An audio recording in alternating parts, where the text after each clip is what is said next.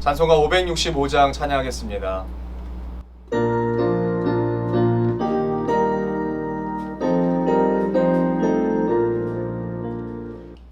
예수께로 가면 나는 기뻐요. 걱정 근심 없고 정말 즐거워. 예수께로 가면 나는 기뻐요. 나와 같은 아이 부르셨어요.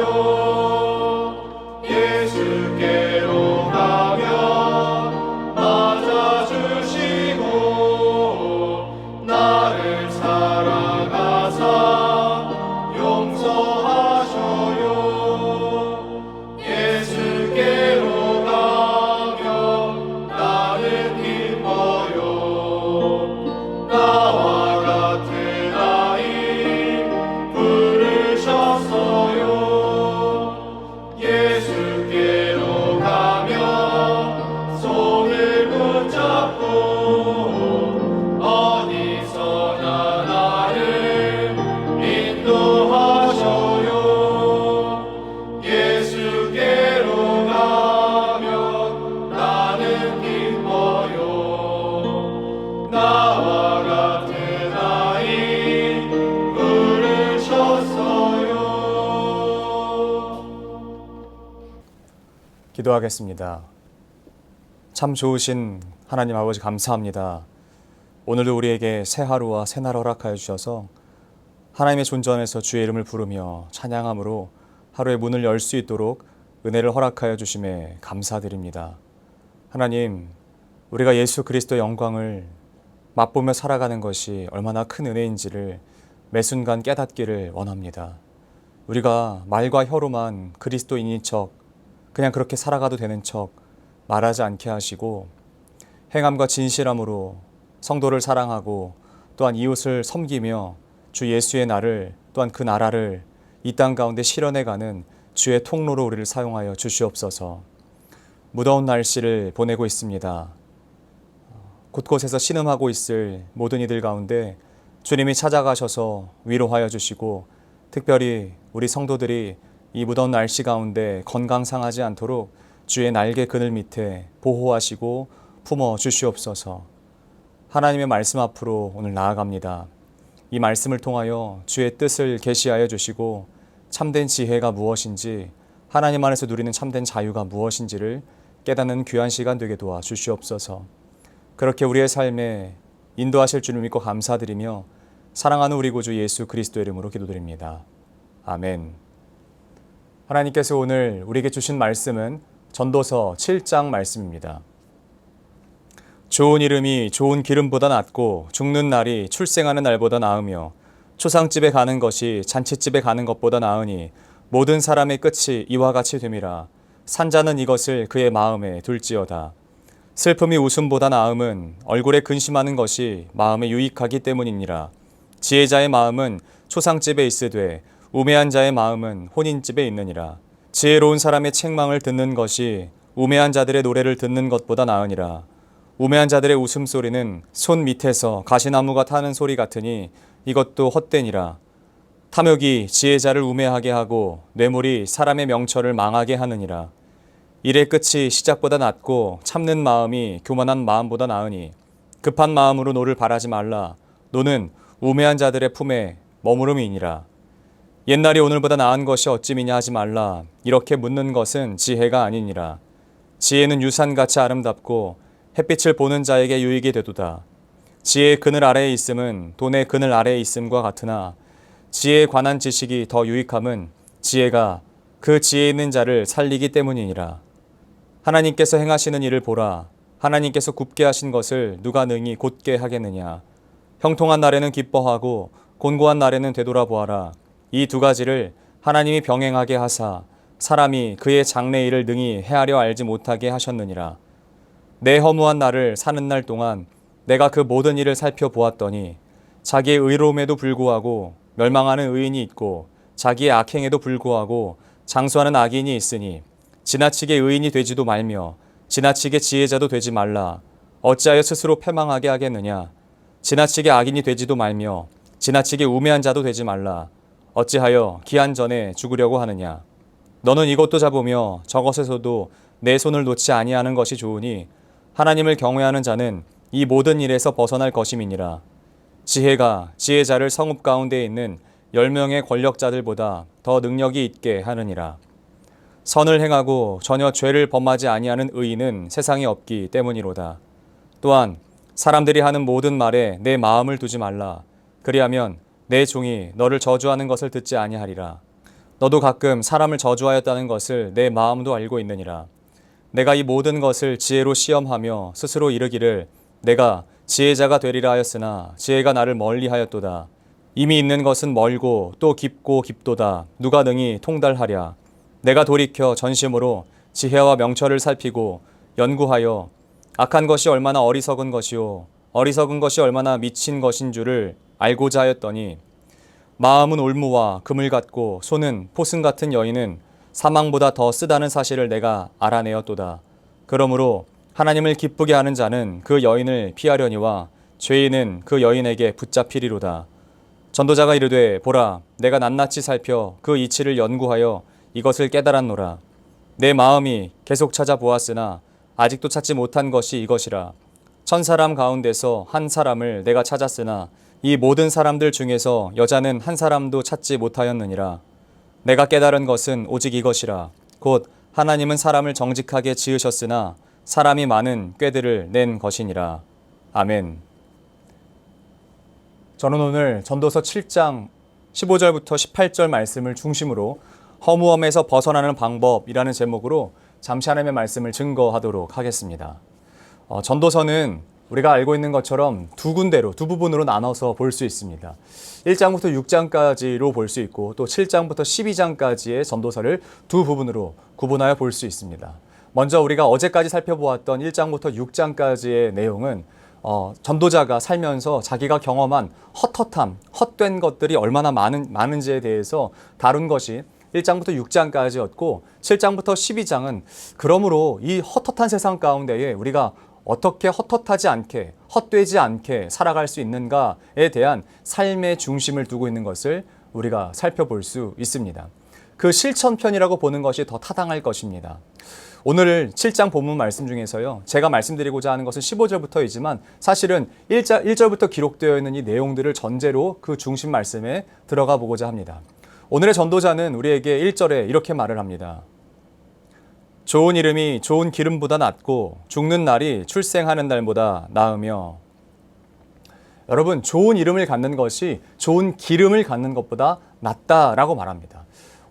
이 한번 유념해서 살펴보신 분들은 다 아시겠지만 7장은 비교적 이 표현으로 쓰이는 것을 알 수 있죠. 비교급으로 쓰였습니다. 무엇보다 무엇이 낫다, 어떤 것보다 어떤 것이 낫다, 이렇게 두 가지를 비교하는 것을 볼 수 있는데 그 서두 첫 번째 문을 여는 것이 좋은 이름을 갖는 것이 좋은 기름을 갖는 것보다 낫다라고 표현하고 있습니다.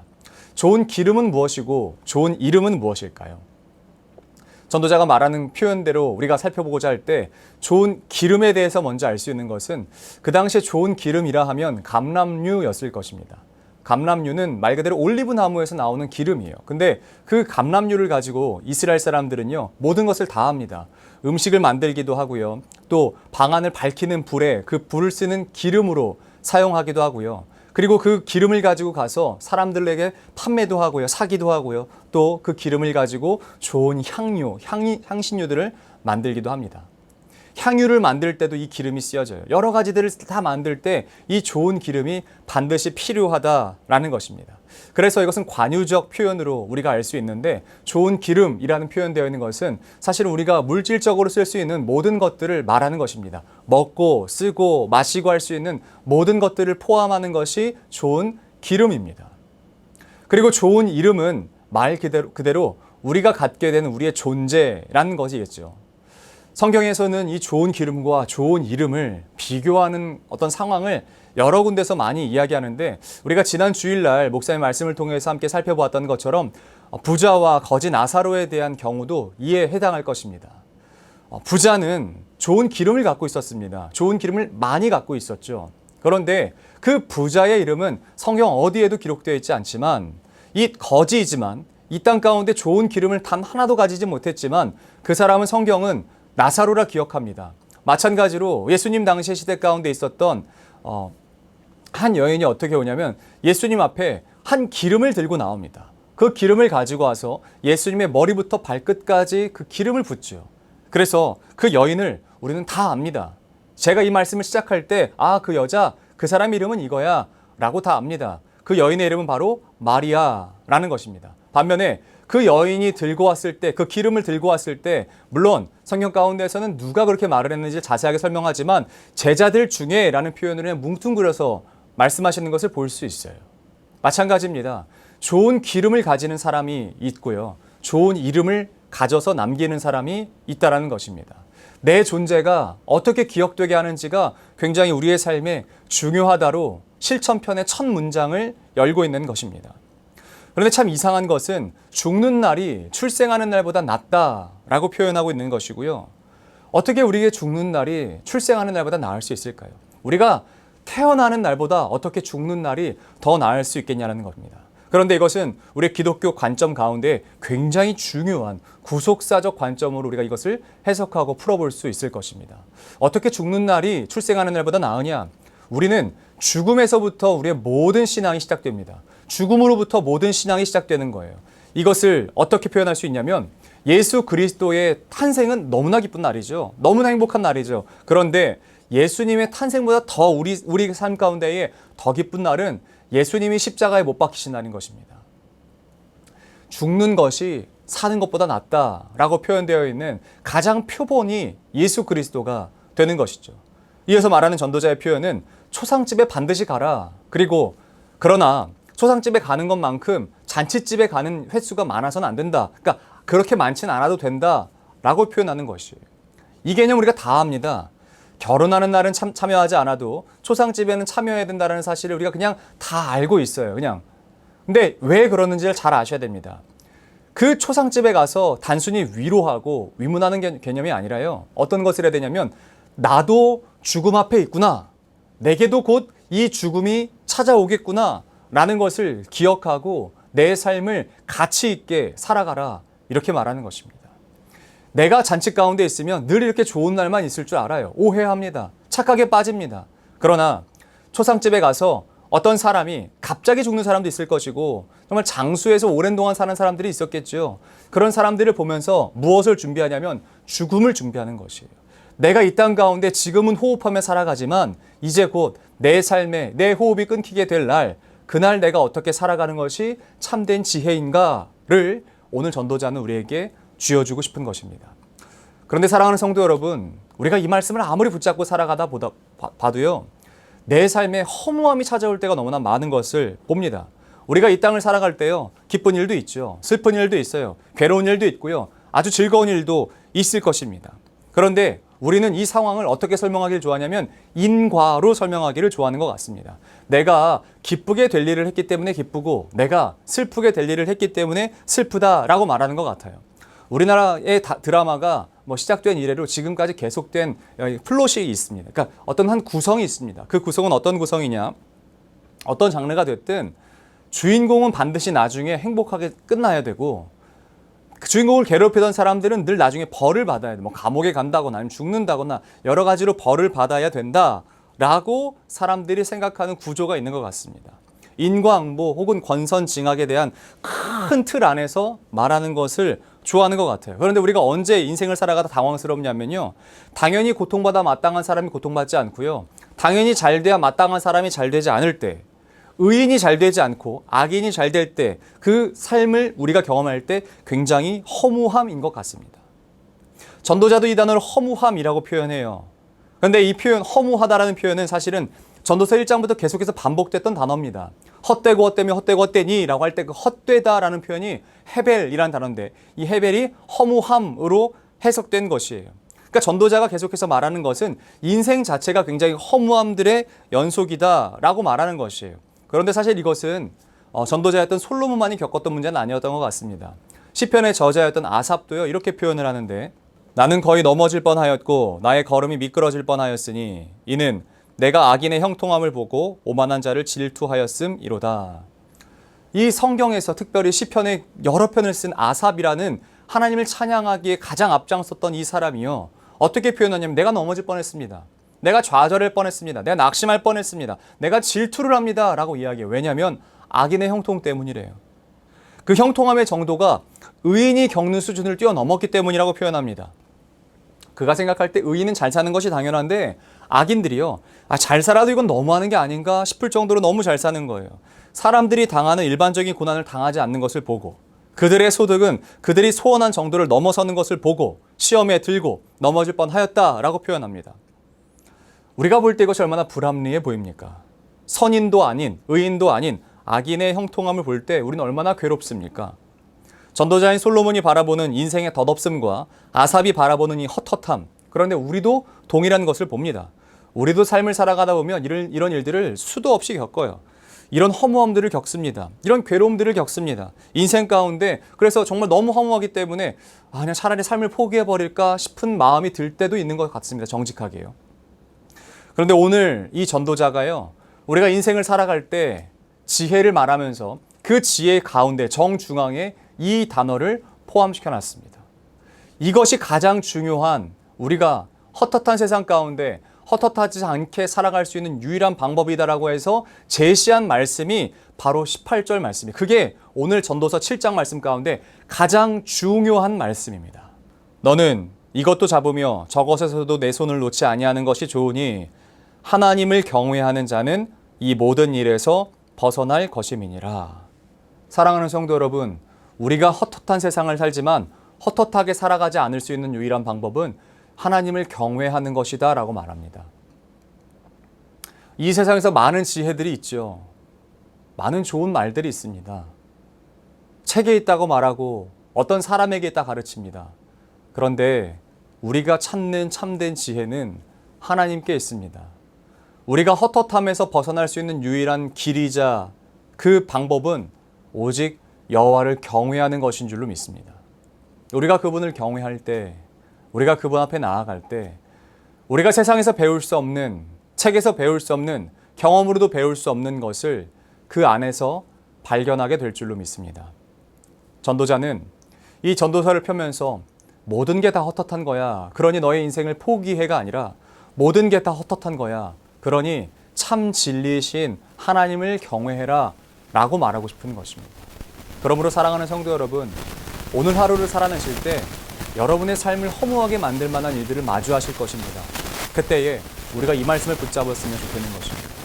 여호와를 경외하는 것이 우리가 이 헛헛한 상황 가운데 벗어날 수 있는 유일한 길이다. 여호와를 경외하는 것이 우리가 어떤 상황 가운데 있든지 그 상황을 벗어날 수 있는 유일한 길이다. 그 사실을 기억하시는 오늘 하루가 되시기를 축복합니다. 그래서 하나님을 경외함으로 여러분들의 상황 가운데 정말 좋은 길로 인도하시는 주님의 은혜를 맛보시는 하루가 되시기를 예수 그리스도의 이름으로 축복합니다. 거룩하신 주님, 우리가 이 땅을 살아갈 때 지혜는 여기 있다 저기 있다 말을 많이 하는 것 같습니다. 또 이렇게 살아가는 것이 진짜 지혜라고 말할 때가 많은 것 같습니다. 그런데 하나님께서 우리에게 주시고 싶으신 지혜는 오직 여호와를 경외하면서부터 옵니다. 다른 곳에서 오지 않고 다른 것에서 오지 않고 오직 여호와를 경외하면서 옵니다. 그러므로 이 헛헛한 세상에 발을 디디고 살지만 영원하신 하나님을 바라보는 믿음이 우리 안에 있게 하여 주시옵소서. 여호와를 온 마음과 정성과 뜻을 다하여 경외할 수 있도록 우리의 삶을 인도하여 주시옵소서. 우리 이어서 주님께서 가르치신 교도로 오늘 예배를 마치도록 하겠습니다. 하늘에 계신 우리 아버지, 아버지의 이름을 거룩하게 하시며 아버지의 나라가 오게 하시며 아버지의 뜻이 하늘에서와 같이 땅에서도 이루어지게 하소서. 오늘 우리에게 일용할 양식을 주시고 우리가 우리에게 잘못한 사람을 용서해 준 것 같이 우리 죄를 용서하여 주시고 우리를 시험에 빠지지 않게 하시고 악에서 구하소서. 나라와 권능과 영광이 영원히 아버지의 것입니다. 아멘.